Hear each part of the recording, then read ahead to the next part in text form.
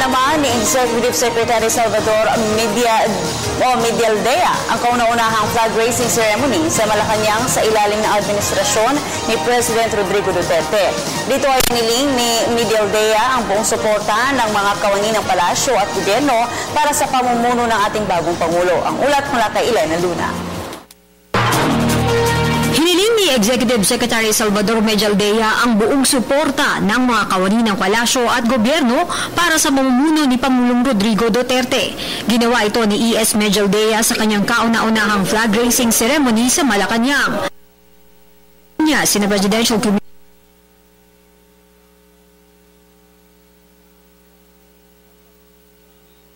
Duterte's administration is peace and order, fight against corruption, good governance, fight against illegal drugs, and the upliftment of those who have less in life and in law. To help him achieve this, he needs the support of everyone, especially you in the office of the President. I therefore request all of you to extend that solid support, regardless of your personal opinions and preferences. Sa kanyang mensahe, ibinahagi ni E.S. sa mga kawani ng palasyo ang storya kung paano sila naging magkaibigan ng Pangulo. Nangyari ito sa Davao noong nakiupo si Medialdea sa pwesto ng Pangulo na nooy piskal sa loob ng korte. As I was about to stand up, he signals me to keep my seat. It struck me. After the hearing, I approached him and to thank him.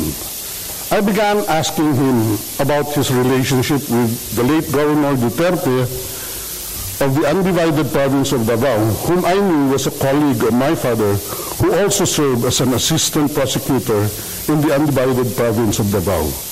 This is when our friendship began.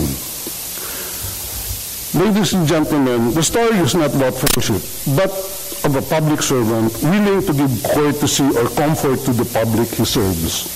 Ang sulyap na ito sa karakter ng Pangulo ay naging paraan din ng opisyal para hikayatin ang mga kawani ng gobyerno na makiisa sa pagbabago. He is a good person. This forward-looking administration is committed to keep and support those employees who have performed with competency, efficiency, dedication, and integrity, whether permanent or coterminous. Si Medialdea ay anak ni dating Supreme Court Associate Justice Leo Medialdea. Bago siya naging abogado ng Pangulo at nagtayo ng sariling law office, naging bahagi siya ng kilalang malalaking law firm sa bansa na Accra at Tecca Bar. Para sa Telebisyon ng Bayan, Elena Luna.